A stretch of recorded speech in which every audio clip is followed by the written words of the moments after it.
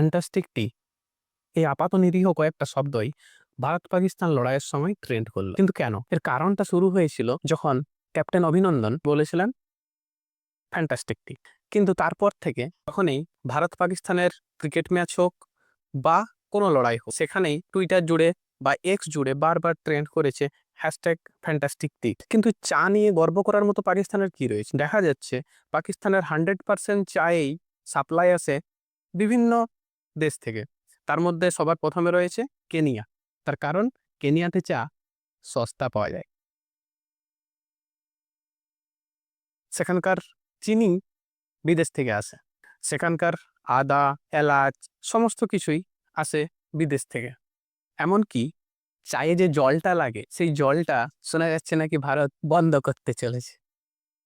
দেখা যাক এরপরেও কি তারা বলবে ফ্যান্টাস্টিক টি।